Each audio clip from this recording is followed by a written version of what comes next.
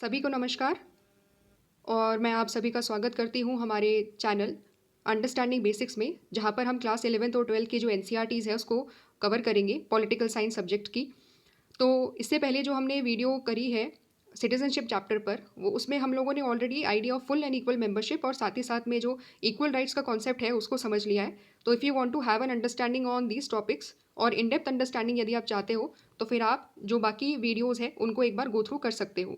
अब हम next topic की तरफ चलते हैं। तो जो हमारा आज का टॉपिक है जो इस पर्टिकुलर वीडियो में हम कवर करने वाले हैं वो है सिटीजन एंड नेशन। तो पूरे टॉपिक को हम कवर करेंगे। काफ़ी इंटरेस्टिंग टॉपिक है ये और बीच बीच में थोड़ा सा कॉम्प्लेक्स लगेगा आपको, बट धीरे धीरे समझ में आएगा कि ये जो कॉम्प्लेक्स लग रहा था वो एक्चुअली में बाद में जा करके काफ़ी सिंप्लीफाइड हो गया। ठीक है, तो हम बहुत सारे एग्जाम्पल्स पढ़ेंगे, हम बहुत सारे कंट्रीज़ के एग्जाम्पल्स को समझेंगे, श्रीलंका के, साथ ही साथ फ्रांस के, अमेरिका में क्या हो रहा है, इंडिया में क्या हो रहा है। तो ये सारी चीज़ें हम समझेंगे और इस टॉपिक को एक इन डेप्थ तरीके से कवर करने की कोशिश करेंगे। फिर उसके बाद जा करके जब हमारे टॉपिक ख़त्म हो जाएगा तो लास्ट में हम छोटा सा 5 मिनट के लिए एक बॉक्स कवर करेंगे जिसमें टी.एच. मार्शल का जो आइडिया ऑफ सिटीजनशिप है हम उसको अंडरस्टैंड करने की कोशिश करेंगे। ठीक है, तो बिना देर करे let's begin the topic citizen and nation. इस टॉपिक में क्या दिया हुआ है, इस टॉपिक में पर्टिकुलरली यहाँ पर हमें बताया हुआ है कि जो कॉन्सेप्ट ऑफ नेशन स्टेट है वो मॉडर्न पीरियड में इवॉल्व करता है। ठीक है, पहले नहीं था ये कॉन्सेप्ट, एंशंट टाइम में और उस पीरियड में नहीं था, but after 1648 treaty of Westphalia के बाद से जो मॉडर्न पीरियड बिगिन होता है उसके बाद से जो नेशन स्टेट का आइडिया है वो शुरू होता है। नेशन स्टेट क्या है, सोचो अगर आप कि ये नेशन स्टेट क्या होता है। दो शब्द से बना है ये वर्ड। ठीक है, एक है नेशन, एक है स्टेट। क्वेश्चन ये उठ सकता है अगर मैं आपसे पूछूं कि क्या नेशन और स्टेट सेम होते हैं, क्या इन दोनों का मीनिंग सेम होता है, या फिर ये दो वर्ड्स अलग अलग चीज़ों को रिप्रेजेंट करते हैं। तो थोड़ा सा ये एक इंटरेस्टिंग टॉपिक है, एक बार थोड़ा सा इसके बारे में ब्रीफ तरीके से पढ़ लेते हैं। ठीक है, नेशन क्या होता है ना, पहले नेशन को समझते हैं। देखो, नेशन को अगर हमें समझना है तो नेशन को इस तरीके से समझते हैं हम कि नेशन एक ऐसा ग्रुप है या कम्युनिटी है जिसकी एक कॉमन हिस्ट्री होती है, एक कॉमन कल्चर होता है, लैंग्वेज होता है, और उस ग्रुप की जो लोग होते हैं, उस ग्रुप के जितने भी लोग होते हैं वो एक दूसरे के साथ अटैच फीलिंग करते हैं कि हाँ हम सभी एक दूसरे से कनेक्टेड है। ठीक है, तो ये जो आइडिया है अटैचमेंट का, जो आइडिया है इमोशनल अटैचमेंट का, जो आइडिया है शेयर्ड हिस्ट्री का, जो आइडिया है, ये होता है नेशन, जिसको हिंदी में हम कहते हैं राष्ट्र, राष्ट्र की भावना। ठीक है, समझ में आ गया, इतना क्लियर हो गया। सेकेंड टॉपिक, सेकेंड वर्ड पर चलते हैं। स्टेट क्या होता है, स्टेट को हिंदी में हम कहते हैं राज्य। ठीक है, स्टेट को हिंदी में हम कहते हैं राज्य। ये एक लीगल कॉन्सेप्ट है। लीगल कॉन्सेप्ट मतलब क्या है, मतलब ये है कि अगर हमें किसी भी कंट्री को, किसी भी देश को अगर हमें कहना है कि ये स्टेट है तो उसके पास चार चीज़ें होनी बहुत ज़रूरी है। कौन कौन सी चार चीज़ें? 4 elements of the state categorizes या it consist of, number 1 territory, एक डिफाइंड बाउंड्री होना ज़रूरी है। जैसे भारत की अपनी एक बाउंड्री है, अमेरिका की अपनी बाउंड्री है, फ्रांस की अपनी बाउंड्री है, तो वो होना ज़रूरी है। दूसरा क्या है? पॉपुलेशन, उस टेरिटरी में रहने वाली पॉपुलेशन भी होनी चाहिए, एक पर्टिकुलर ग्रुप भी होना चाहिए वहाँ पर। ठीक है, तीसरा क्या है? गवर्नमेंट, वहाँ पर एक सरकार होनी चाहिए। ठीक है, अच्छा, तो चौथा क्या आ जाता है फिर? चौथा आ जाता है सोवरेनिटी। सोवरेनिटी का मतलब ये है कि वो कंट्री इंडिपेंडेंट होनी चाहिए, वो कंट्री के लोग संप्रभु होने चाहिए। सोवरेनिटी को हिंदी में संप्रभुता कहते हैं। ठीक है, किसी भी कंट्री को हम सोवरेन तभी बोलेंगे जब वहाँ के लोग अपनी सरकार को खुद चुनते हो। ठीक है, तो जब किसी भी कंट्री में ये चारों के चारों एलिमेंट्स पाए जाते हैं तो उस कंट्री को हम कहते हैं कि वो लीगली रिकॉग्नाइज्ड होती है एज अ स्टेट। क्लियर हो गया डिस्टिंक्शन? बहुत छोटे से तरीके से, बहुत सिंपल तरीके से हमने अंडरस्टैंड कर लिया। अच्छा, नेशन अलग होता है और स्टेट अलग होता है। ठीक है, अब ये जो चीज़ है नेशन स्टेट की, उसको हम लोगों को किस तरीके से समझना है कि ये क्यों हम पढ़ रहे हैं। आखिरकार जब हम टॉपिक पढ़ रहे हैं सिटीजनशिप का तो हम नेशन स्टेट को क्यों पढ़ने की कोशिश कर रहे हैं, क्वेश्चन यहाँ पर ये उठता है। तो अभी इस चीज़ को हम समझने की यहाँ पर कोशिश करेंगे। देखो, कोई भी जो नेशन स्टेट है वो क्या करेगा, नेशन स्टेट का फीचर ही है कि उसके पास सोवरेनिटी है। ठीक है, संप्रभु है। अभी हमने मीनिंग समझा संप्रभुता का मतलब क्या होता है। और जब कोई कंट्री संप्रभु होता है यानी कि वो कंट्री सोवरेन होता है तो वहाँ के जो कंट्री के जो लोग हैं वो डेमोक्रेटिक राइट्स की डिमांड रखते हैं। ठीक है, कि हमें कुछ सर्टेन डेमोक्रेटिक राइट्स चाहिए क्योंकि हमारी कंट्री सोवरेन है और हम अपनी गवर्नमेंट को इलेक्ट करना चाहते हैं। सिंपल सी बात है ये तो। अब ये जो आइडिया हुआ है, जो नेशन स्टेट की लड़ाई या नेशन स्टेट को आज़ाद करने की जो लड़ाई है वो हमने फ्रेंच रेवोल्यूशन में भी देखी। फ्रेंच रेवोल्यूशन में फ्रेंच सोसाइटी ने रिपब्लिक इस्टेब्लिश किया। कैसे इस्टेब्लिश किया? मोनार्की को हटाकर। ठीक है, मोनार्की जैसे ही हटी, रिपब्लिक जैसे ही आया, फ्रेंच सोसाइटी एक सोवरेन सोसाइटी बन गई। इसने अपनी गवर्नमेंट को इलेक्ट करा। ठीक है, तो वहाँ से जो आइडिया है सोवरेनिटी का कि हमें राइट्स मिलने चाहिए, क्योंकि मोनार्की में राइट्स नहीं थे, इनइक्वालिटी बहुत ज़्यादा थी, है ना। तो वहाँ से चीज़ें बिगिन होती है। तो चीज़ें वहाँ से बिगिन तो होती है, लेकिन धीरे धीरे धीरे धीरे बहुत ज़्यादा इवॉल्व हो जाती है। कैसे इवॉल्व होती है? अब आज के टाइम में कोई भी नेशन स्टेट क्या कहता है? नेशन स्टेट अपने आप को ये कहता है कि मैं केवल एक बाउंड्री नहीं हूँ। ठीक है, मैं केवल एक बाउंड्री का टुकड़ा नहीं हूँ, मैं कोई भूमि का टुकड़ा नहीं हूँ, बट मेरे पास एक टेरिटरी के साथ साथ में एक यूनिक कल्चर भी है और अपनी शेयर्ड हिस्ट्री भी है। जैसे भारत का एग्जाम्पल अगर हम ले लेंगे तो भारत केवल भूमि का टुकड़ा नहीं है, पूरा इतिहास है, पूरा यूनिक कल्चर है भारत का, जो कितने दशकों पुराना है। ठीक है, तो वो आइडिया है नेशन स्टेट का। तो कोई भी nation state is not just about a territory, it is also about a unique culture and shared history. और हर नेशन स्टेट इसी तरीके से अपने आप को रिप्रेजेंट करता है। फ्रांस अपने कल्चर को बताता है कि फ्रांस का अलग कल्चर है। अमेरिका अपने कल्चर को रिप्रेजेंट करता है। अमेरिका अपनी हिस्ट्री को बताता है कि हमने इतने लंबे टाइम तक आज़ादी के लिए लड़ाई लड़ी, इस तरीके से हमने आज़ादी प्राप्त करी, इस तरीके से वो अपनी बातों को रिप्रेजेंट करते हैं। ठीक है, जो नेशनल आइडेंटिटी होती है, ठीक है, किसी भी राष्ट्र की जो आइडेंटिटी होती है वो अलग अलग तरीके से रिप्रेजेंट करता है राष्ट्र। कैसे? नेशनल एंथम के ज़रिए, फ्लैग्स के ज़रिए, लैंग्वेजेस के ज़रिए और कुछ सर्टन सेरिमोनियल प्रैक्टिसेस के ज़रिए।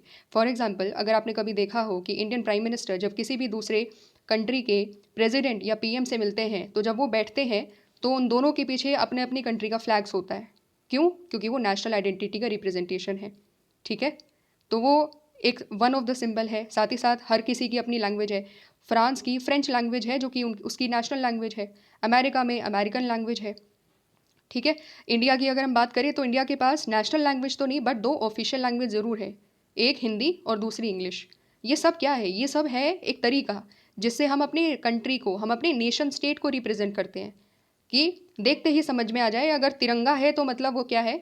तिरंगा का मतलब ये है कि वो भारत की पहचान है, वो भारत की नेशनल आइडेंटिटी है ना। समझ में आ जाता है ये चीज़। अब नेक्स्ट वाला जो पैराग्राफ है इसमें क्या बोला हुआ है? इसमें ये बोला हुआ है कि आज के टाइम में जितने भी मॉडर्न स्टेट्स हैं उनके पास, उन सभी में अलग अलग रिलीजन, लैंग्वेज और कल्चर के लोग रहते हैं, है ना। ये चीज़ देखी होगी, कोई भी एग्जाम्पल ले लो, फ्रांस का एग्जाम्पल ले लो, चाहे आप रशिया का एग्जाम्पल ले लो, चाहे आप इंडोनेशिया का एग्जाम्पल ले लो, अलग अलग रिलीजन, लैंग्वेज, कल्चर के लोग रहते हैं वहाँ पे। तो यहाँ पर क्वेश्चन ये उठता है कि तो नेशनल आइडेंटिटी जो किसी भी डेमोक्रेटिक स्टेट की होती है वो क्या करती है? वो सिटीजन्स को एक अपनी पॉलिटिकल आइडेंटिटी देती है। कैसी आइडेंटिटी देती है? एक ऐसी पॉलिटिकल आइडेंटिटी देती है जो सोसाइटी के हर मेंबर के द्वारा शेयर करी जा सके। मतलब ऐसा नहीं है कि अगर हमें अपनी एक पॉलिटिकल आइडेंटिटी रखनी है तो हम एक ऐसी आइडेंटिटी रखेंगे जो जिसके साथ केवल एक ग्रुप ही अपने आप को जोड़कर देख सके। ऐसा नहीं होना चाहिए, क्योंकि राष्ट्र तो भाई सभी ग्रुप्स का है, राष्ट्र सभी रिलीजन का है, राष्ट्र सभी कम्युनिटीज़ का है, राष्ट्र सभी लैंग्वेज बोलने वाले सभी लोगों का है। तो केवल एक लैंग्वेज या एक रिलीजन या एक पर्टिकुलर कास्ट या एक पर्टिकुलर कम्युनिटी के ही सिंबल्स को यूज़ करते हुए हम अपनी पॉलिटिकल आइडेंटिटी को रिप्रेजेंट क्यों करें? फिर तो जो बाकी लोग रह रहे हैं वो अपने आप को उस देश के साथ जोड़ करके देख ही नहीं पाएंगे। आपको लगेगा ये चीज़ बहुत ज़्यादा क्लियर नहीं हुई, ये हो जाएगी, क्योंकि नेक्स्ट वाले पैराग्राफ में हम इसी चीज़ को ब्रॉडर तरीके से डिस्कस करेंगे, तो उसके बारे में चिंता मत करिए अभी। ठीक है, आगे बढ़ते हैं। डेमोक्रेटिक स्टेट्स क्या करते हैं? डेमोक्रेटिक स्टेट्स अपनी आइडेंटिटी को जितना ज़्यादा हो सकता है बड़ा, इंक्लूसिव और वाइड दिखाने की कोशिश करते हैं कि देखो हमारी जो आइडेंटिटी है उसमें हम हर नागरिक की आइडेंटिटी को इंक्लूड करने की कोशिश करेंगे। ठीक है, लेकिन प्रैक्टिस में क्या होता है? ये कहने की तो बात होती है कि हर डेमोक्रेटिक कंट्री ऐसा करता है, बट रियलिटी कुछ और है। और रियलिटी क्या है वो हम बहुत अच्छे तरीके से समझेंगे जब हम फ्रांस का एग्जाम्पल पढ़ेंगे। नेक्स्ट पैराग्राफ में वही दिया हुआ है। ठीक है, प्रैक्टिस में ज़्यादातर कंट्रीज़ अपनी आइडेंटिटी को इस तरीके से डिफाइन करती है कि कुछ सिटीजन्स तो उसको, उस आइडेंटिटी के साथ अपने आप को जोड़ लेते हैं, लेकिन बाकी सिटीजन्स उतने अच्छे तरीके से नहीं जोड़ पाते जितने बाकी ग्रुप्स जोड़ लेते हैं। अब इसका मतलब क्या है? थोड़ा सा सर घूम गया होगा कि कुछ लोग जोड़ पाते हैं, कुछ लोग नहीं जोड़ पाते हैं। क्या है आखिरकार ये क्लैरिटी कैसे आएगी कि कौन जोड़ता है कौन नहीं जोड़ता? ठीक है, इस चीज़ को हम समझते हैं। तो इससे पहले जस्ट एक लाइन और है, वो ये है कि it may also make it easier for the state to extend citizenship to some people and not others. ये हर कोई कंट्री करता है कि कुछ को सिटीजनशिप दे दी और कुछ को नहीं दी। इवन यूएसए अगर आप देखोगे तो यूएसए अपने आप को एक कंट्री ऑफ इमिग्रेंट्स बोलता है कि सबसे ज़्यादा इमिग्रेंट्स हमारे यहाँ पर आते हैं क्योंकि हमारे यहाँ पर इतना ज़्यादा डेवलपमेंट है। हर कोई व्यक्ति अमेरिका में जॉब लेना चाहता है क्योंकि अमेरिकन डॉलर की पावर इतनी ज़्यादा है। ठीक है, तो ये अमेरिका अपने आप को कहता था। लेकिन अभी रिसेंटली क्या हुआ है, रिसेंटली अगर आप न्यूज़पेपर फॉलो करते हो या न्यूज़ को थोड़ा बहुत भी फॉलो करते हो, तो डोनाल्ड ट्रंप जब से आए हैं उन्होंने बोल दिया कि इमिग्रेंट्स के बच्चे बर्थ राइट सिटीजनशिप के लिए अब अप्लाई नहीं कर सकते। मतलब अगर कोई इमिग्रेंट वहाँ पर था, अमेरिका में काम कर रहा था, वहाँ पर सालों से काम कर रहा था, और उसका कोई बच्चा वहाँ पर जन्म लेता है, तो पहले उसको सिटीजनशिप मिल जाती थी ऑटोमेटिकली क्योंकि वो अमेरिका में बर्थ लेता है। बट अब वो चीज़ नहीं होगी। ऐसा अमेरिका में जो डोनाल्ड ट्रंप है उन्होंने एक रेजोल्यूशन पास करा। इवन दो रेजोल्यूशन को वहाँ के सुप्रीम कोर्ट ने चैलेंज कर दिया है, अनकॉन्स्टिट्यूशनल डिक्लेयर कर दिया है, बट इस पर अभी भी डिबेट चालू हो रही है। ठीक है, तो ऐसा क्यों किया जा रहा है कि माइग्रेंट्स को सिटीजनशिप ना दी जाए और किसी एक पर्टिकुलर कम्युनिटी को ही फोकस किया जाए? ऐसा क्यों हो रहा है? इस चीज़ को हम समझने की कोशिश करते हैं और इन सबको जोड़ने की कोशिश करते हैं कि ये सारी चीज़ें आखिरकार पॉलिटिकल आइडेंटिटी से कैसे जुड़ी हुई है। ठीक है, अब हम समझते हैं जितना भी कन्फ्यूजन था ना दिमाग में कि कौन एक आइडेंटिटी के साथ जोड़ करके देख सकता है अपने आप को, और कौन से ग्रुप है जो अपनी जो राष्ट्र की जो पॉलिटिकल आइडेंटिटी है उसके साथ बहुत ज़्यादा एसोसिएट नहीं करते हैं, उस चीज़ को फटाफट से समझते हैं। तो देखो फ्रांस में क्या है ना, फ्रांस अपने आप को क्लेम करता है कि फ्रांस बहुत सेकुलर है। ठीक है, और फ्रांस क्या है, इंक्लूसिव है। इंक्लूसिव क्यों है? क्योंकि हर किसी, जितने भी कम्युनिटीज़ है, हर किसी के राइट्स की वो बात करता है, हर किसी को राइट्स देता है। ठीक है, और अपने आप को वो सेकुलर मानता है। जितने भी रिलीजन वहाँ पर है सभी को इक्वल तरीके से ट्रीट किया जाएगा, ऐसा फ्रांस वहाँ पर कहता है।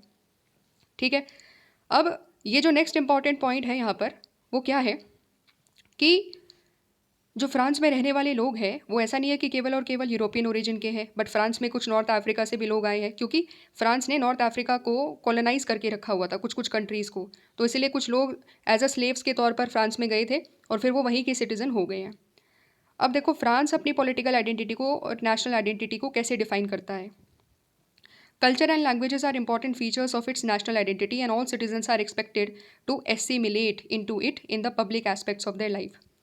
क्या बोल रहा है? ये बोल रहा है कि फ्रांस जब अपनी नेशनल आइडेंटिटी को डिफाइन करेगा तो उसमें वो दो बड़ी चीज़ों को सामने रखता है। पहला है उसका कल्चर, फ्रांस का कल्चर, फ्रेंच कल्चर, और दूसरा है उसकी लैंग्वेज जो कि है फ्रेंच लैंग्वेज। ये दो बहुत ज़्यादा इंपॉर्टेंट फीचर है उसकी नेशनल आइडेंटिटी के। ठीक है, और क्या बोलता है, फीचर तो है लेकिन साथ साथ में ये बोलता है कि जितने भी सिटीज़न है फ्रांस में रहने वाले जितने भी लोग हैं उनको कोशिश यही करनी है कि वो अपने आप को फ्रेंच कल्चर के अकॉर्डिंगली ढाल ले और जो फ्रेंच लैंग्वेज है उसको अडॉप्ट कर ले। कहाँ पर अडॉप्ट करे? जब भी वो अपने घर से बाहर निकले, प्राइवेट एस्पेक्ट से पब्लिक एस्पेक्ट में जब वो निकले, तो वो कोशिश ये करे जितना ज़्यादा हो सकता है फ्रेंच कल्चर और फ्रेंच लैंग्वेज के अकॉर्डिंगली वो एक तरीके से अपने आप को ढाल ले। मतलब ज़्यादा से ज़्यादा फ्रेंच लैंग्वेज का एक तरीके से यूज़ करे। जो फ्रेंच कल्चर है, जो फ्रेंच कपड़े हैं पहनने के, और जो फ्रेंच स्टाइल है सेलिब्रेशन का हो गया या किसी और तरीके से हो गया, तो उसमें ज़्यादा से ज़्यादा अपने आप को इन्वॉल्व कर ले। ठीक है, अच्छा, तो उसमें कोई दिक्कत नहीं है भाई, ठीक है फ्रेंच का कल्चर है, दिक्कत क्या हो सकती है? लेकिन दिक्कत है, क्या दिक्कत है वही हम समझेंगे कि ऐसा क्यों है कि कुछ लोगों को दिक्कत हो रही है फ्रेंच कल्चर, फ्रेंच लैंग्वेज को उस तरीके से पब्लिक लाइफ में भी इन्वॉल्व करने में, पब्लिक लाइफ में उस चीज़ को जीने में, फ्रेंच कल्चर को जीने में या फ्रेंच लैंग्वेज को जीने में क्या दिक्कत हो रही है, किसको हो रही है, वो एक बार समझते हैं। डिस्टिंक्शन करना कि पब्लिक क्या है प्राइवेट क्या है थोड़ा सा मुश्किल हो जाता है। कब? ये हो जाता है रिलीजियस बिलीफ में। ठीक है, मान लो अगर आप किसी एक पर्टिकुलर धर्म के हो तो आपका रिलीजियस बिलीफ है, लेकिन केवल और केवल आप अपना रिलीजन अपने प्राइवेट लाइफ तक तो सीमित नहीं रख सकते ना। आप पब्लिक लाइफ में भी कुछ certain aspect of religious life public life में भी चले जाते हैं। कैसे चले जाते हैं? जैसे फॉर एग्जाम्पल यहाँ पर क्या बोला हुआ है कि religious belief is suppose to belong to private sphere of citizens, but sometimes religious symbols and practices में enter into the public life as well. है ना, कभी कभी कुछ सर्टेन रिलीजियस सिंबल आप कुछ पहनते हो, कुछ कड़ा वगैरह पहनते हो या फिर कुछ लगाते हो किस जो कि आपका एक रिलीजियस सिंबल है। ठीक है, तो वो आप जब लगाते हो तो आप पब्लिक लाइफ में भी जाते हो, तो फिर है तो वो प्राइवेट का कंसर्न, आपका रिलीजन है, आपका प्राइवेट कंसर्न है, लेकिन वो कभी कभी पब्लिक लाइफ में भी चला जाता है। अब दिक्कतें उसी की वजह से आती है। क्या दिक्कतें आती है? दिक्कतें आती है जैसे फॉर एग्जांपल वहाँ पर जो रहने वाली जो मुस्लिम गर्ल्स है वो अपना एक हेड स्कार्फ पहनती है जिसको आई थिंक हिजाब कहते हैं, हाँ शायद हेड स्कार्फ पहनती है। तो उस पर्टिकुलर हेड स्कार्फ पर स्कूल यूनिफॉर्म के तौर पर जब वो पहनती है उसको, है तो वो रिलीजन का पार्ट लेकिन वो स्कूल यूनिफॉर्म के तौर पर भी उसको पहनती है, तो क्या हुआ है कि फ्रांस में ऐसा ऑर्डर किया गया था कि जितने भी गवर्नमेंट स्कूल्स हैं वहाँ पर ये हेड स्कार्फ मुस्लिम गर्ल्स नहीं पहन सकती। सीधा सीधा ऑर्डर ऐसा दे दिया गया था। ठीक है, ये तो रही एक एस्पेक्ट। सिमिलरली जो वहाँ पर अभी रिसेंटली 1 साल पहले ही की बात है, अभी रिसेंट करंट अफेयर्स में डेवलपमेंट ये हुआ था कि जो मुस्लिम जो विमेन है वो एक पर्टिकुलर मुस्लिम क्लोथिंग पहनती है जिसको अबाया कहते हैं। ठीक है, क्या कहते हैं? ABAYA, आप इसके बारे में सर्च कर सकते हो, अबाया इसको कहते हैं। तो अबाया पूरा कवर कर लेता है बॉडी को उनकी।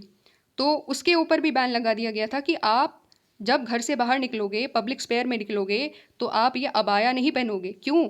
क्योंकि फिर आपको आइडेंटिफाई करना अलग हो जाएगा।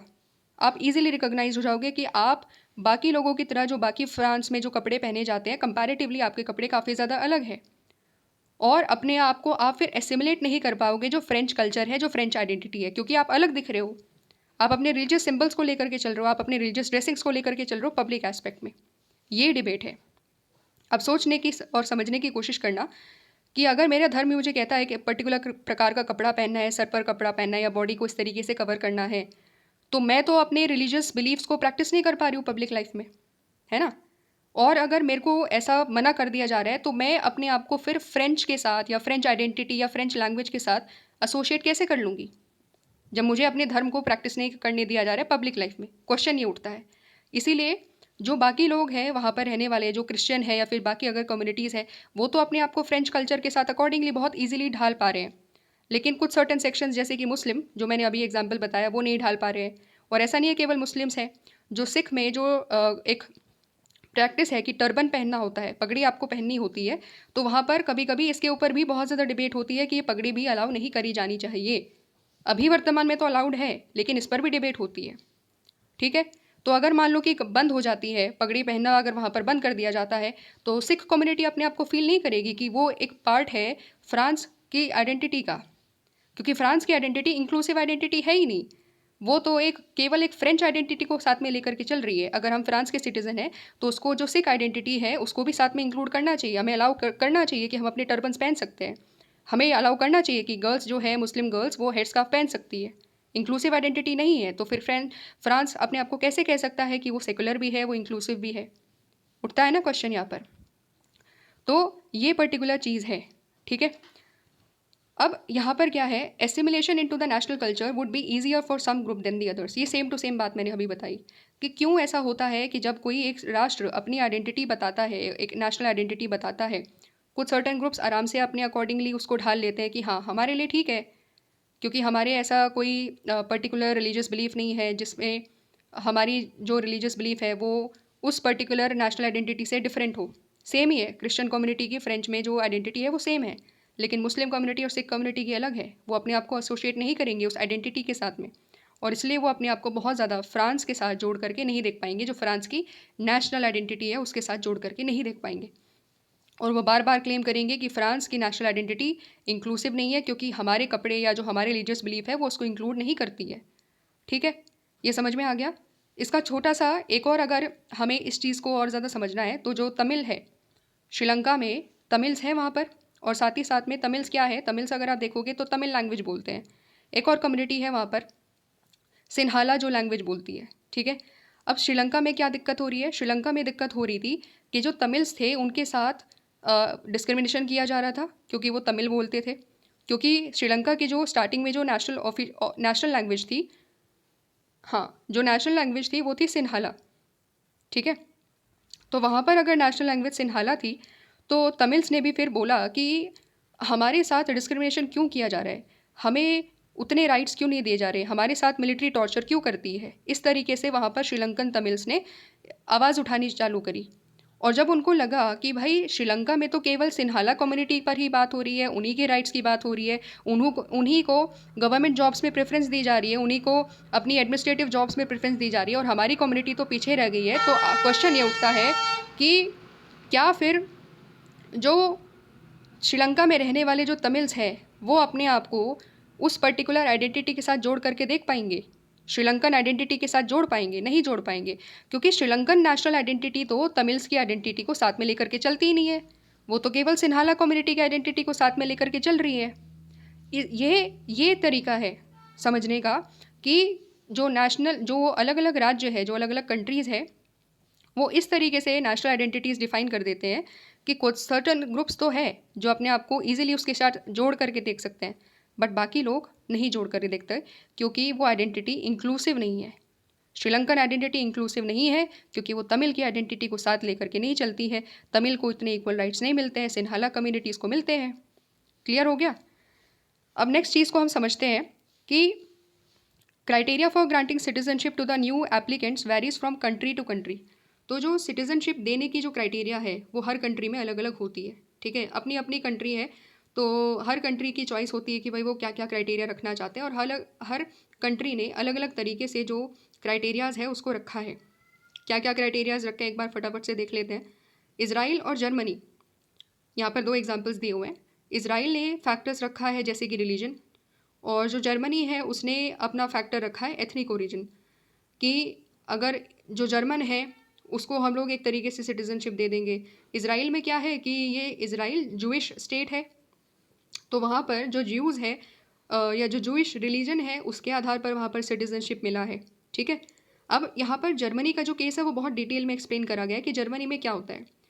जर्मनी क्या करती है कि टर्की से कुछ सर्टेन वर्कर्स को अपने यहाँ पर बुलाती है कि काम कर लो, कुछ समय के लिए काम करने के लिए जर्मनी में बुलाए जाते हैं कुछ टर्किश वर्कर। अब टर्किश वर्कर के कुछ जो है उनके वहाँ पर उनके बच्चे हो जाते हैं, तो वो क्या डिमांड करते हैं, वो ये डिमांड करते हैं कि हमारे जो बच्चे यहाँ पर पैदा हुए हैं, जर्मनी में जो पैदा हुए हैं, उनको ऑटोमेटिकली सिटीजनशिप दे देनी चाहिए जर्मनी को। ठीक है, उनका सीधा सीधा बहुत सिंपल सा डिमांड है, क्योंकि बच्चे यहाँ पर पैदा हो गए तो यहाँ पर सिटीजनशिप दो। लेकिन जर्मनी मना करती है, जर्मनी इस चीज़ से मना करती है, और जर्मनी इस चीज़ पर रिस्ट्रिक्शन लगाती है एथनिक ओरिजिन पर, कि जर्मनी में अगर कोई सिटीजनशिप मिलेगी तो हम एथनिक ओरिजिन पर देंगे, हम जर्मनी वाले लोगों को प्रेफरेंस देंगे। इसके अंदर हम और अगर चीज़ समझेंगे तो जर्मनी की तरफ से एक ये चीज़ आती है, जो डिबेट चल रही है कि हम टर्किश वर्कर को इसलिए सिटीजनशिप नहीं दे रहे हैं, या जो टर्किश वर्कर के जो बच्चे हैं जो यहाँ पर ऑटोमेटिकली पैदा हो जाते हैं उनको ऑटोमेटिकली सिटीजनशिप हम लोग नहीं देते हैं। क्यों? बिकॉज ऑफ द रीज़न कि उनके पास फिर डुअल सिटीजनशिप हो जाएगी। कैसे? ऐसा तो नहीं है कि उन्होंने अपनी टर्किश को जो सिटीजनशिप है वो छोड़ दी हो, उनके पास टर्किश की सिटीजनशिप भी है, और साथ ही साथ में फिर उनके पास जर्मन सिटीजनशिप भी हो जाएगी, और जर्मन लॉ डुअल सिटीजनशिप के कॉन्सेप्ट को रिकॉग्नाइज नहीं करता है। ठीक है, ये थोड़ी सी एक्स्ट्रा इन्फॉर्मेशन है जो आपकी बुक में नहीं दी है, बट जनरल इन्फॉर्मेशन के लिए मैं आपको बता रही हूँ। तो इस तरीके से अलग अलग क्राइटेरियाज़ हैं, और ये क्राइटेरिया इसलिए रखे जाते हैं ताकि हम रिस्ट्रिक्ट कर सकें, हम हर किसी को सिटीजनशिप ना दें। अलग अलग कंट्री ने अलग अलग तरीके के रिस्ट्रिक्शंस लगाए हैं। इसका मतलब क्या है? इसका मतलब ये है that even democratic societies are not liberal about giving citizenship to those who are living within their territories. कोई भी अगर उनकी टेरिटरी में रह रहा है, टर्किश वर्कर्स को तो बुलाया गया था जर्मनी के द्वारा, वो अपने आप नहीं आए हैं, लेकिन फिर भी उनको सिटीजनशिप नहीं दी जा रही है। ठीक है, तो कोई भी डेमोक्रेटिक सोसाइटी अपने आप को कितना भी क्यों ना कहे कि हम क्लेम कर रहे हैं कि हम डेमोक्रेसी है, लेकिन फिर भी वो अपनी सिटीजनशिप इंक्लूसिव नहीं कर रही है, हर किसी को सिटीजनशिप वो नहीं देते हैं। ठीक है, अलग अलग क्राइटेरियाज़ को अडॉप्ट करते हैं। तो ये हम लोगों ने 2 पर्टिकुलर केस को समझ लिया। अब हम इंडिया के बारे में समझते हैं कि इंडिया क्या कर रहा है, इंडिया किस प्रकार से सिटीजनशिप दे रहा है, और क्या इंडिया में जो आइडेंटिटी है, जो अभी हमने फ्रांस का एग्जाम्पल पढ़ा पॉलिटिकल आइडेंटिटी का, कि कुछ ग्रुप्स एसोशिएट कर लेते हैं फ्रांस आइडेंटिटी के साथ लेकिन बाकी नहीं कर पाते, तो क्या इंडियन आइडेंटिटी भी वैसी है, या फिर इंडियन आइडेंटिटी वाकई में इंक्लूसिव आइडेंटिटी है जो सभी लोगों को साथ में लेकर के चलती है, जहाँ पर हर पर्टिकुलर सेक्शन की आइडेंटिटी को इंक्लूड किया जाता है? इस चीज़ को हम समझते हैं। India defines itself as a secular democratic nation state. Simple सी बात है, भारत सेकुलर है। ठीक है, हर रिलीजन को यहाँ पर इक्वल ट्रीटमेंट दिया जाएगा, हर रिलीजन को इक्वली कंसिडर किया जाएगा, डेमोक्रेटिक है हम लोग, और साथ ही साथ एक नेशन स्टेट भी है ना। जब भारत की आज़ादी हुई तो क्या था, भारत की आज़ादी में हर सेक्शन ने पार्टिसिपेट करा। ठीक है, हर सेक्शन, चाहे वो दलित हो, चाहे वो विमेन हो, चाहे वो किसी भी राज्य से आता हो, चाहे वो कोई आसाम से हो, कोई ट्राइबल हो, हर किसी ने पार्टिसिपेट करा। और जितने भी डिफरेंट डिफरेंट रीजन कल्चर के लोग थे, हर किसी ने पार्टिसिपेट करा। इसीलिए हर कोई अपने आप को आइडेंटिफाई कर पाता है कि हाँ भाई, भारत की जब हम बात करेंगे तो हम अपने आप को जोड़ पा रहे हैं, क्योंकि भारत की आज़ादी की लड़ाई के लिए एक ग्रुप ने पार्टिसिपेशन नहीं करा, हर ग्रुप ने पार्टिसिपेशन करा है। ठीक है, इस तरीके से हर ग्रुप भारत की हिस्ट्री के साथ अपने आप को जोड़ कर देखता है कि जब हम भारत की हिस्ट्री पढ़ेंगे तो हम केवल एक रीजन की हिस्ट्री नहीं पढ़ेंगे, बट हम सब हिस्ट्री, भारत में रहने वाले हर ग्रुप की, हर रीजन की, हर कल्चर की हिस्ट्री को पढ़ेंगे। ठीक है, वो चीज़ हम लोगों ने अंडरस्टैंड करी।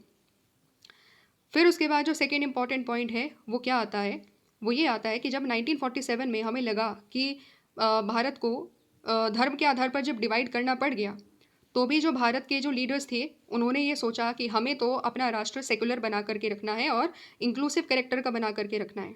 क्यों? क्योंकि हमें पता है हमें आज़ादी मिली है तो सभी के कलेक्टिव एफर्ट्स की वजह से मिली है।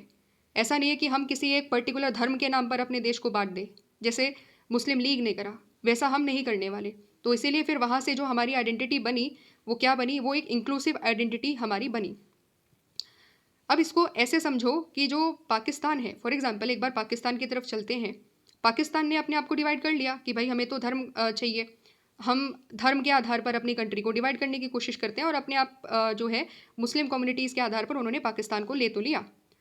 अब यहाँ पर फिर क्वेश्चन ये उठता है कि क्या जो पाकिस्तान बना, मुस्लिम लीग ने जो पाकिस्तान बनाया, वहाँ पर जो माइनॉरिटीज़ थी उनका स्टेटस क्या रहा? क्या वहाँ की माइनॉरिटीज़ अपने आप को पाकिस्तान स्टेट के साथ, या जो पाकिस्तान की जो आइडेंटिटी है, नेशनल आइडेंटिटी है, उसके साथ अपने आप को जोड़ करके देख रही है क्या? नहीं देख पा रही ना। क्यों? क्यों नहीं देख पा रही? इसलिए नहीं देख पा रही है क्योंकि वहाँ की जो माइनॉरिटीज़ है उनके साथ परसिक्यूशन हो रहा है, उनके राइट्स नहीं है वहाँ पर, वहाँ से लोगों को भगाया जा रहा है। वो लोग शरणार्थी होकर के भारत के जो बॉर्डरिंग एरियाज़ है, पंजाब में, राजस्थान में, गुजरात में आकर के रहने के लिए मजबूर है। तो देख लो, वहाँ पर रिलीजन के आधार पर आपने कंट्री तो बनवाई, लेकिन वहाँ की माइनॉरिटीज़ के साथ क्या कर दिया? तो वहाँ की जो आइडेंटिटी है वो भी क्या है? इंक्लूसिव आइडेंटिटी बिल्कुल भी नहीं है वहाँ पर। ठीक है, रिलीजियस परसिक्यूशन हो रहा है। इंडिया में क्या हुआ इसके अपोजिट, वो चीज़ हम देखेंगे। ठीक है, अब देखो यहाँ पर इंडिया में क्या हुआ। जो हमारा इंडियन कॉन्स्टिट्यूशन है उसने हमें पहचान दी कि इंडिया एक सेकुलर स्टेट भी है और साथ ही साथ इंक्लूसिव कैरेक्टर का स्टेट भी है। क्या किया इंडियन कॉन्स्टिट्यूशन ने? इंडियन कॉन्स्टिट्यूशन ने अटेम्प्ट करा to accommodate a very diverse society. अब भारत कितनी ज़्यादा डाइवर्स सोसाइटी है वो तो हमें पता ही है ना। अलग अलग कास्ट के साथ साथ में, अलग अलग रिलीजन के साथ साथ में, अलग अलग कल्चर के साथ साथ में, ट्राइबल कल्चर अलग है। महाराष्ट्र में जाओगे महाराष्ट्र में कल्चर अलग है। ठीक है, बंगाल में जाएंगे तो बंगाल में कल्चर अलग है। इतनी ज़्यादा डाइवर्स कल्चर की सोसाइटी को भी अकोमोडेट करने की कोशिश करी कि भारत की कोई अगर आइडेंटिटी बनेगी तो वो किसी एक ग्रुप की आइडेंटिटी नहीं बनेगी, वो किसी एक रिलीजन की आइडेंटिटी नहीं बनेगी, वो कलेक्टिव आइडेंटिटी होगी। भारत में रहने वाले जितनी भी लैंग्वेजेस के लोग हैं, जितने भी रिलीजन के लोग हैं, जितने भी कल्चर के लोग हैं, उन सब की कलेक्टिव आइडेंटिटी बनेगी। कैसे बनेगी? क्योंकि हम हर ग्रुप, हर रिलीजन, हर कल्चर, हर लैंग्वेज में रहने वाले जो जितने भी लोग हैं उन सभी को हम इक्वल राइट्स देंगे। ठीक है, इसकी वजह से बनी। और ये राइट्स किसकी वजह से आए? हमारे प्यारे इंडियन कॉन्स्टिट्यूशन की वजह से। ठीक है, तो इंडियन कॉन्स्टिट्यूशन ने क्या करा? फुल और इक्वल सिटीजनशिप दी सभी ग्रुप्स को, चाहे वो एससी हो, शेड्यूल कास्ट को फुल सिटीजनशिप दी, एसटी के लिए फुल सिटीजनशिप दी, और साथ ही साथ में एससी और एसटी को रिजर्वेशन भी हमारे कॉन्स्टिट्यूशन ने दिया, ताकि वो अपने आप को इंडियन सोसाइटी का हिस्सा मान सके कि हाँ हमारे लिए कुछ किया जा रहा है, हमारे लिए हमारा कॉन्स्टिट्यूशन हमारी रक्षा करने के लिए खड़ा है। ठीक है, विमेंस के लिए भी हम लोगों ने काम करा, विमेंस को भी इक्वल राइट्स दिए, इक्वल राइट टू वोट दिया। ठीक है, फिर उसके बाद अगर हम देखेंगे कि जो हमारी भारत की जब हम टेरिटरी की बात करते हैं तो उसमें अंडमान निकोबार भी आता है, साथ ही साथ लक्षद्वीप भी आता है। तो ऐसा नहीं है कि भारत की जो मेन लैंड टेरिटरी है केवल उसी में ही रहने वाले जो लोग हैं उनको हम लोगों ने फुल और इक्वल राइट्स दिए, नहीं, अंडमान निकोबार में भी और लक्षद्वीप में भी अगर कोई रह रहा है तो उनको भी वो सेम टू सेम राइट्स मिले हैं। ठीक है, इतनी दूर रहने वाले जितने भी लोग हैं, अंडमान निकोबार काफ़ी दूर है मेन लैंड से, लेकिन उनको भी वो सेम टू सेम राइट्स और सेम टू सेम इक्वालिटी हम लोगों ने दी है। ठीक है, तो इससे क्या हुआ? इससे ये हुआ कि it has attempted to find a place for the different languages, religions and practices found in different parts of the country. इसने कोशिश ये करी है कि हम अलग अलग लैंग्वेज, रिलीजन और जो प्रैक्टिसेस है जो अलग अलग पार्ट ऑफ कंट्री में मिलती है, हम हर उसको रिकॉग्नाइज करेंगे, हम हर एक को इक्वल रिस्पेक्ट के साथ ट्रीट करने की कोशिश करेंगे और हम डिफरेंसेस को रिकॉग्नाइज करने की कोशिश करेंगे।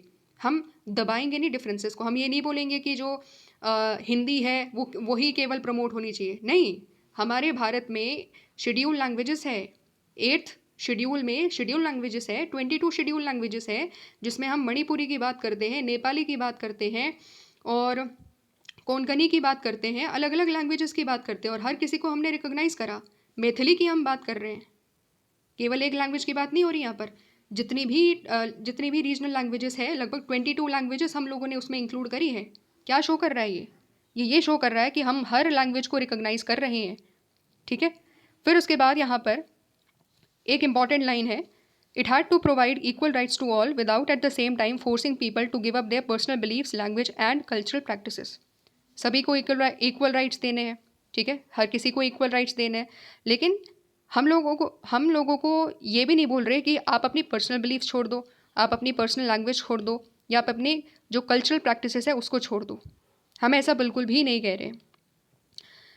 सारी के सारी डिफरेंसेस को रिकॉग्नाइज भी किया जा रहा है और साथ ही साथ में राइट्स भी दिए जा रहे हैं। कैसे?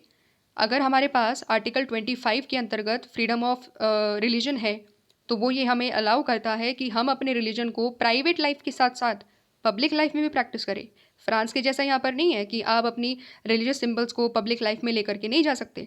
अगर ऐसा होता तो फिर हम ना तो दुर्गा पूजा मना सकते थे, ना पंडाल लगा सकते थे, ठीक है, ना रामनवमी को अच्छे तरीके से सेलिब्रेट कर सकते थे, ना फिर अगर हमें कोई और रिलीजन की जो प्रैक्टिसेस होती है ना हम वो फुल तरीके से प्रैक्टिस कर सकते थे। तो ऐसा नहीं है, हम लोगों ने रिकॉग्नाइज़ करा कि ठीक है, मुस्लिम रिलीजन की अलग प्रैक्टिसेस है, आप वो करिए, कोई दिक्कत नहीं है।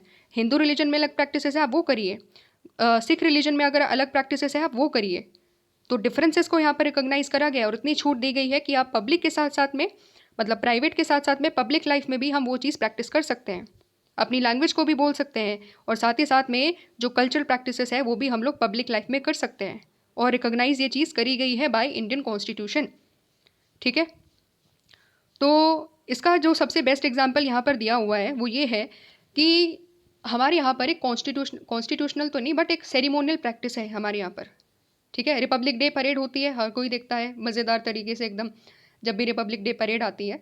तो इस बार की जो रिपब्लिक डे परेड हुई थी उसमें हमने देखा कि एक डांस परफॉर्मेंस होती है, और उस डांस परफॉर्मेंस में ऐसा नहीं है कि केवल एक राज्य का डांस दिखाया गया हो, नहीं, जितने भी हमारे अलग अलग डांस फॉर्म्स हैं, चाहे वो भरतनाट्यम हो, चाहे वो कुचिपुड़ी हो, चाहे वो तमिल का डांस हो, अभी मुझे एग्जैक्टली नाम याद नहीं है, चाहे वो सदर्न स्टेट्स में हो, चाहे वो भंगड़ा हो, चाहे वो गुजरात में जो गरबा होता है वो हो, सारे के सारे डांस को हमने वहाँ पर दिखाया। क्यों? Indian identity is not just about the identities of one particular group, it is inclusive of every identity which is there in the Indian society. Bharat की समाज की आइडेंटिटी या भारतीय आइडेंटिटी हर आइडेंटिटी का एक समूह है, एक कलेक्शन है, किसी एक केवल एक कम्युनिटी की आइडेंटिटी को ही वो रिप्रेजेंट नहीं करता है। इसीलिए भारत के साथ अगर नॉर्थ ईस्ट का इंडिविजुअल अपने आप को जोड़ करके देखता है, तो दक्षिण में बैठा हुआ के व्यक्ति जो एक ट्राइबल है वो भी अपने आप को जोड़ करके देखता है, क्योंकि इंडियन कॉन्स्टिट्यूशन ने उन दोनों को रिकॉग्निशन दी है।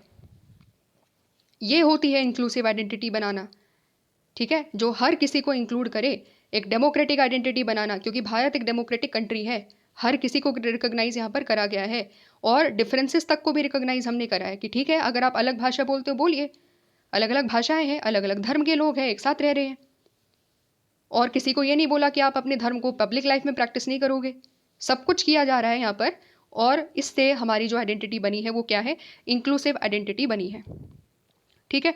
अब उसके बाद यहाँ पर हम थोड़ा सा पढ़ लेते हैं कि हमने इतनी सारी चीज़ें तो डिस्कस कर ली कि इंडिया में कैसे इंक्लूसिव आइडेंटिटी है, भारत कैसे एक समग्र जो है एक समग्र आइडेंटिटी का राष्ट्र है, नेशनल आइडेंटिटी हमारी बहुत इंक्लूसिव है, ठीक है।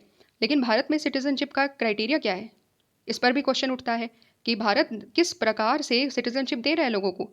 हमने जर्मनी का आइडिया पढ़ा, हमने इजराइल का आइडिया पढ़ा, तो भारत क्या कर रहा है? भारत 5 प्रकार से सिटीजनशिप देता है। कैसे?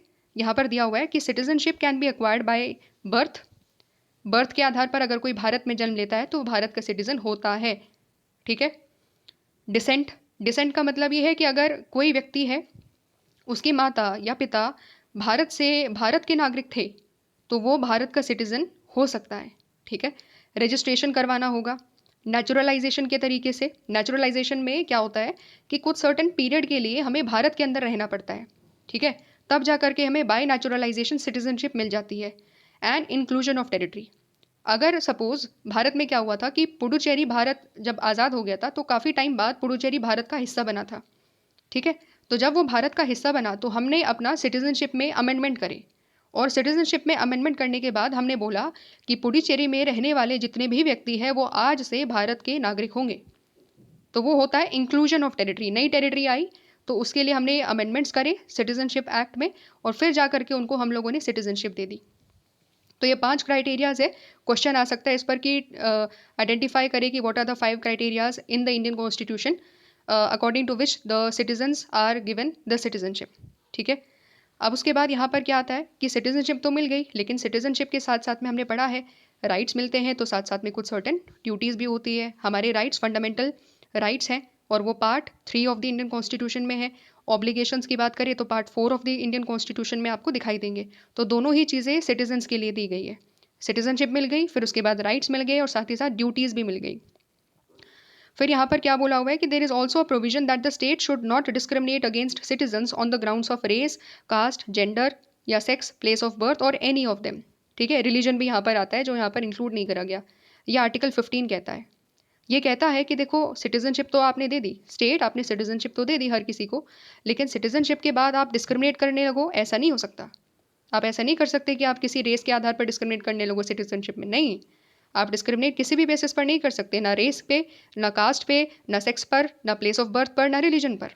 ठीक है, ये डिस्क्रिमिनेशन कंप्लीटली प्रोहिबिटेड है by the Indian constitution under article 15। क्यों किया गया है? इसीलिए किया गया है ताकि इंक्लूसिव आइडेंटिटी बने। अगर आप डिस्क्रिमिनेट करने लगोगे, जैसे श्रीलंका में तमिल्स के साथ डिस्क्रिमिनेशन होने लगा है, तो फिर तमिल्स अपने आप को एसोसिएट करके नहीं देख पा रहे। उसी तरीके से भारत राष्ट्र अगर किसी के साथ डिस्क्रिमिनेट करने लगेगा तो वो अपने आप को इंडियन कैसे मानेगा? फिर कैसे अपनी इंडियन आइडेंटिटी के साथ जोड़ करके रखेगा? क्योंकि उसके साथ तो डिस्क्रिमिनेशन हो रहा है ना। बहुत सिंपल सा लॉजिक है। फिर उसके बाद यहाँ पर लास्ट लाइन आती है, the rights of religious and linguistic minorities are also protected. ये बात भी बिल्कुल ठीक है कि जितनी भी हमारी रिलीजियस और जो लिंग्विस्टिक माइनॉरिटीज़ है उन सभी के राइट्स की हम लोगों ने प्रोटेक्शन करी है, स्पेसिफिकली प्रोटेक्शन करी है, स्पेशल राइट्स दे करके। Article 29 and article 30 of the Indian constitution ये सीधा सीधा गारंटी करता है कि जो हमारी रिलीजियस माइनॉरिटीज़ है, 6 रिलीजियस माइनॉरिटीज़ है इंडिया में, और साथ ही साथ जो लिंग्विस्टिक माइनॉरिटीज़ है उन सभी को ये कंप्लीट तरीके से अधिकार है कि वो एजुकेशनल इंस्टीट्यूशंस खोल सकते हैं। ठीक है, और कुछ सर्टेन स्टेप्स लेना है तो वो ले सकते हैं ताकि अपने रिलीजन और अपनी लैंग्वेज या स्क्रिप्ट को वो प्रोटेक्ट कर सके। ठीक है, ये कंप्लीट तरीके से हमने अधिकार दिया है हमारे इंडियन कॉन्स्टिट्यूशन ने माइनॉरिटीज़ को। क्लियर हो गया? यहाँ तक सिंपल सी बात थी। तो हमने ये पूरा आइडिया पढ़ लिया कि इंडिया क्या है, इंडियन आइडेंटिटी का मायने क्या होते हैं और इंडियन आइडेंटिटी कैसे इंक्लूसिव है, और साथ ही साथ इंडियन कॉन्स्टिट्यूशन कैसे इंश्योर करता है इंडियन आइडेंटिटी हमेशा इंक्लूसिव बनी रहे, किसी के साथ डिस्क्रिमिनेशन ना किया जाए स्टेट के द्वारा। क्लियर है? अब उसके बाद लास्ट पैराग्राफ की तरफ हम चलते हैं।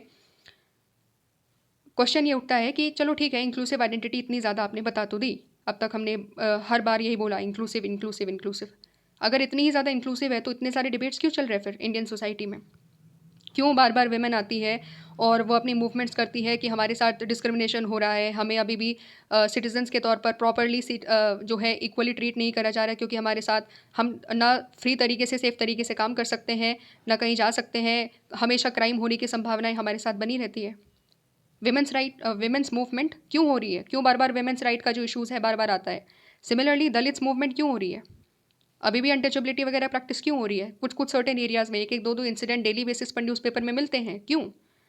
साथ ही साथ में जो ट्राइबल्स हैं वो क्यों आते हैं सड़क पर और बोलते हैं कि हमारी तो जल भी चले गया, हमारी जंगल भी चले गए, हमारी ज़मीन छीन ली गई है? क्यों ऐसा हो रहा है फिर? इसका मतलब ये है कि ऐसा इसलिए होता है क्योंकि उन लोगों की जो फुल राइट्स ऑफ सिटीजनशिप है वो उनको नहीं दी जाती है। सारे राइट्स जो होते हैं उनके जो एक्चुअली में उनको मिलने चाहिए तो वो नहीं मिल पा रहे हैं, और कहीं ना कहीं उनके साथ डिस्क्रिमिनेशन हो रहा है। उनकी जो फुल राइट्स ऑफ सिटीजनशिप है वो उनसे छीन लिए जा रहे हैं। इसीलिए अभी भी हम मूवमेंट्स देख रहे हैं। ठीक है, मूवमेंट्स देख रहे हैं। तो इससे क्या समझे फिर? मूवमेंट्स भी हो रहे हैं, एक तरफ हम कह रहे हैं इंक्लूसिव आइडेंटिटी है, एक तरफ कह रहे हैं कि अभी भी इंक्लूसिव नहीं है, मूवमेंट्स भी हो रहे हैं। तो क्या समझे हम? कंक्लूजन क्या ड्रॉ करें कि वाकई में इंडियन सोसाइटी इंक्लूसिव है या नहीं है? वाकई में सिटीजनशिप फुल तरीके से सभी के पास है या नहीं है? क्या कंक्लूजन हम ड्रॉ करें? क्वेश्चन ये उठता है। तो इसका आंसर ये है कि the experience of India indicates that democratic citizenship in any country is a project and it is an ideal to work towards. Ideal क्या होता है कि ये मेरा आइडियल सिनेरियो है। आपका और मेरा, हर किसी का कोई ना कोई आइडियल होता है कि मैं इसके जैसा बनना चाहता हूँ या मैं इसके जैसी बनना चाहती हूँ। तो वो क्या है, वो हम कोशिश करते हैं कि हम ये बेस्ट तरीका है, ये बेस्ट इमेज है हमारे लिए कि हम ऐसा होना चाहते हैं कुछ समय के बाद। कंप्लीटली तो नहीं हो पाते ना उसके जैसे, बन भी नहीं सकते, क्योंकि वो आइडियल है, रियल तो नहीं है। कोशिश ज़रूर कर सकते हैं हम आइडियल की तरफ मूव करने की। ठीक उसी तरीके से जब हम इंडिया की बात करेंगे, डेमोक्रेटिक सिटीजनशिप देना, हर किसी को इक्वल सिटीजनशिप देना, ये एक प्रोजेक्ट है जो हम ले करके तो चल रहे हैं। अभी भी कंप्लीट नहीं हुआ है, लेकिन लेकर के तो चलना पड़ेगा ना। डिस्क्रिमिनेशन तो हटाना पड़ेगा ना। कहीं कोई आवाज़ उठाएगा तो उसकी बात सुननी पड़ेगी ना। तभी तो हम धीरे धीरे करते हुए उस आइडियल की तरफ चलेंगे और ज़्यादा उसके पास जाएंगे। लेकिन तब तक चैलेंजेस तो चलते रहेंगे, साथ साथ में नई डिमांड्स उठती रहेगी, नए लोग आते रहेंगे और बोलेंगे कि हमें फुल सिटीजनशिप चाहिए, हमारे राइट्स कहीं ना कहीं वायलेट हो रहे हैं। So new issues are constantly being raised as societies change and new demands are made by the groups who feel that they are marginalised. अगर लोगों को लगता है कि वो मार्जिनलाइज्ड है तो वो आवाज़ उठाएंगे और बार बार उठाएंगे। In a democratic state these demands have to be negotiated. तो हम भारत के जो लोग हैं, हम अगर आवाज़ उठाएंगे तो ज़रूरी है कि उस आवाज़ को सुना जाए, समझा जाए और एड्रेस किया जाए, नेगोशिएट किया जाए, क्योंकि ये डेमोक्रेटिक सोसाइटी की पहचान होती है।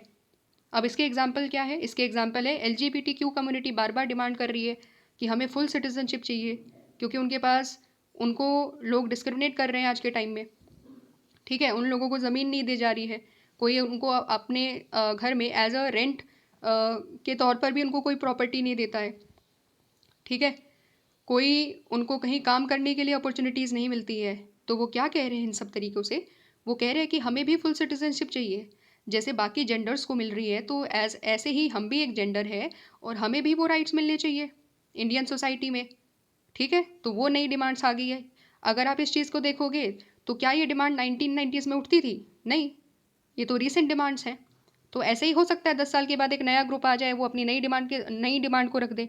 तो फिर भी हमें क्या करना है, लेकिन हमें फिर भी ये आइडिया रखना है कि हाँ, जब हम इंडिया की बात करेंगे, इंक्लूसिव आइडेंटिटी की तरफ हमें बार बार कदम उठाना है। और उसके लिए ज़रूरी क्या है, जो भी नई डिमांड्स उठे उसको सुनो, उस पर काम करने की कोशिश करो कि क्या इनको फुल सिटीजनशिप दिए जा सकते हैं, और अगर दिए जा सकते हैं तो कैसे। एक और एग्जाम्पल यहाँ पर दिया हुआ है, Ladakh people demand of the 6th schedule status. ठीक है, लद्दाख में लगातार डिमांड उठ रही है कि हमें भी 6th शेड्यूल स्टेटस चाहिए, क्योंकि हम अपने कल्चर को प्रोटेक्ट करना चाहते हैं। ठीक है, वो अपने कल्चर प्रोटेक्शन के लिए डिमांड उठा रहे हैं कि हमें एक सर्टन 6th शेड्यूल में स्टेटस मिले। तो इससे हमने क्या समझा? इससे हमने ये चीज़ समझी है कि नो डाउट इंडिया एक इंक्लूसिव आइडेंटिटी के साथ चल रहा है, इंडियन आइडेंटिटी इंक्लूसिव आइडेंटिटी है, लेकिन फिर भी चैलेंजेस हैं, और चैलेंजेस को मीट करने के लिए नेगोशिएट करना पड़ेगा। आने वाले टाइम में ये एक प्रोजेक्ट है, पूरा का पूरा जो आइडिया है डेमोक्रेटिक सिटीजनशिप का, इंडिया में एक प्रोजेक्ट है जो हमें बार बार नए नए इशूज़ को सामने रखेगा, लेकिन हमें फिर भी उन सब इशूज़ को डील करना है और लगातार इसके लिए काम करते रहना है। ठीक है, तो ये चीज़ थी, हम लोगों ने इस तरीके से इस पर्टिकुलर पूरी की पूरी चीज़ को समझ लिया। तो अगर हम क्विक रिकैप करें कि हमने क्या पढ़ा है, हमने सिटीज़न और नेशन को पढ़ा, हम लोगों ने अंडरस्टैंड करी नेशन क्या होता है, सिटीज़न और नेशन क्या होता है, स्टेट क्या होता है। फिर उसके बाद हम लोगों ने समझने की कोशिश करी नेशनल आइडेंटिटी क्या होती है, हर कोई स्टेट अपनी नेशनल आइडेंटिटी को कैसे डिफ़ाइन करता है। ठीक है, लेकिन जब वो डिफ़ाइन करता है तो प्रॉब्लम क्या आती है कि क्यों कुछ सर्टन ग्रुप्स उस आइडेंटिटी के साथ जोड़ लेते हैं अपने आप को, लेकिन बाकी लोग नहीं जोड़ पाते, क्योंकि कहीं ना कहीं उनके जो पर्सनल जो फ्रीडम है, जो राइट है, जो रिलीजन है, वो उसके साथ नहीं जोड़ पाते हैं। ठीक है, पर्सनल रिलीजन उनको कुछ और प्रैक्टिस करने की बोलता है, लेकिन जो नेशनल आइडेंटिटी है वो इंक्लूसिव नहीं होती है उस चीज़ का। ठीक है, जिसमें हमने केस पढ़ा मुस्लिम वेमेन का, और साथ ही साथ जो टर्बन वियरिंग एक जो सिंबल है जो सिख में, उसको हमने समझने की कोशिश करी। फिर उसके बाद हमने तमिल्स की जो सिचुएशन थी श्रीलंका में, उसको हमने समझा कि कैसे उनको अलग तरीके से ट्रीट किया जा रहा है। फिर वो अपनी अपने आप को श्रीलंकन आइडेंटिटी के साथ कैसे जोड़ेंगे अगर हम डिस्क्रिमिनेट करेंगे उनके साथ। फिर हमने क्राइटेरियाज़ को समझा कि क्या क्या अलग अलग क्राइटेरियाज़ है, इजराइल का क्राइटेरिया अलग है, जर्मनी ने टर्किश वर्कर को सिटीजनशिप क्यों नहीं दी, उस चीज़ को समझा। इंडिया का पूरा आइडिया लिया हम लोगों ने। पाकिस्तान को समझा कि पाकिस्तान अपने यहाँ पर माइनॉरिटीज़ को जिस तरीके से ट्रीट कर रहा है, उसकी वजह से माइनॉरिटीज़ उनको, पाकिस्तान अपनी जो आइडेंटिटी है उसको पाकिस्तानी आइडेंटिटी के साथ नहीं एक तरीके से जोड़ पा रही है। लेकिन इंडिया में जितनी भी कम्युनिटीज़ है, despite having so many diversities, हम हर कोई अपने साथ जोड़ के रख पाता है। रिपब्लिक डे में हर किसी का रिप्रेजेंटेशन होता है। रिपब्लिक डे में हर राज्य की जो टैब्लू है वो दिखाई जाती है, हर राज्य का डांस होता है, गाना होता है, और हर सेक्शन ऑफ सोसाइटी को रिप्रेजेंट किया जाता है। बट डिस्पाइट एवरीथिंग आज भी इंडियन सोसाइटी में चैलेंजेस हैं जो धीरे धीरे करते हुए आते हैं। लेकिन इसका मतलब ये है कि हमें क्या करना है, हमारा जो आइडिया है डेमोक्रेटिक सिटीजनशिप का, वो एक प्रोजेक्ट है, एक ऐसा प्रोजेक्ट जिस पर हमें लगातार काम करते रहना है। क्यों? क्योंकि नई डिमांड्स आती रहेगी। ठीक है, तो इस तरीके से हमने ये चीज़ें समझी। अब हम फटाफट से समझ लेते हैं कि जो हमारा टी.एच. मार्शल का जो आइडिया है, ठीक है, ये जो बॉक्स है वो क्या है। तो टी.एच. मार्शल अगर आप देखोगे तो टी.एच. मार्शल ने बोला है that citizenship is not merely a legal concept. उन्होंने बोला सिटीजनशिप केवल और केवल एक लीगल कॉन्सेप्ट नहीं है। क्यों? क्योंकि इसमें इक्वालिटी भी आती है, इसमें राइट्स भी आते हैं। तो टी.एच. मार्शल ने क्या आइडिया दिया एक सिटीजनशिप के बारे में, और क्या क्या बोला सिटीजनशिप के बारे में, वो इस पर्टिकुलर बॉक्स में हम समझेंगे।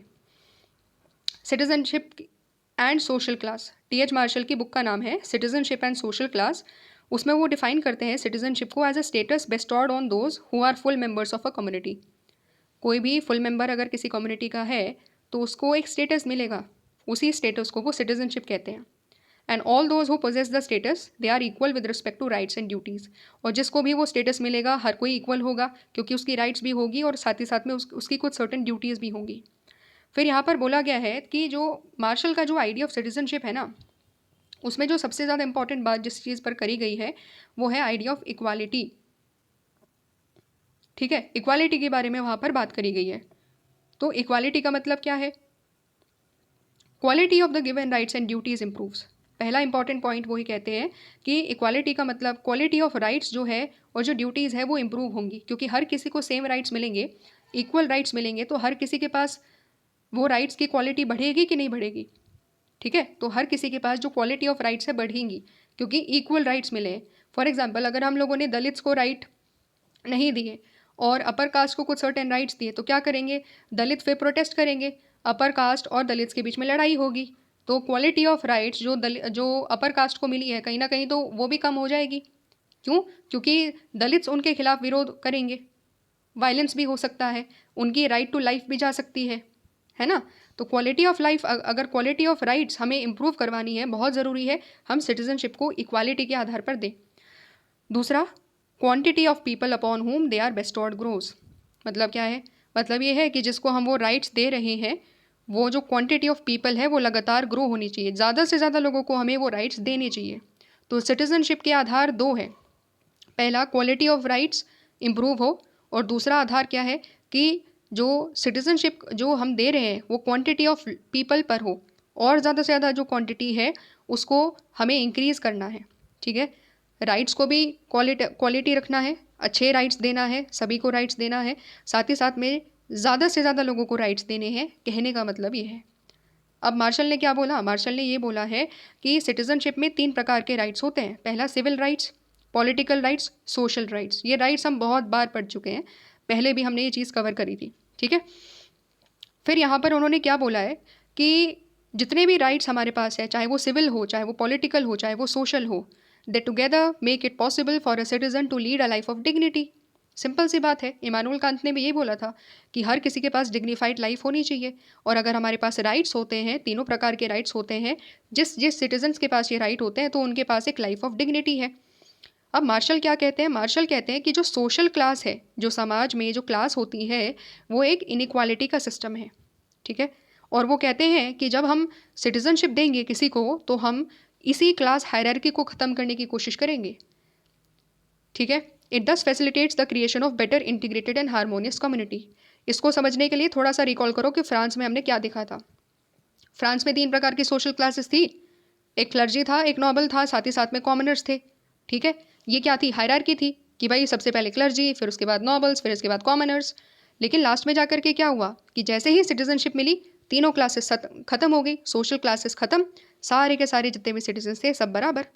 इसकी वजह से क्या हुआ? सोसाइटी और ज़्यादा इंटीग्रेट हुई, और सोसाइटी के जितने भी ग्रुप्स थे उन सब के बीच में हारमनी रही, है ना। तो इसीलिए वो कहते हैं कि जो आइडिया है टी.एच. मार्शल का वो ये है, क्लास हायरार्की ख़त्म होनी चाहिए, और सिटीजनशिप यही चीज़ देती है हमें।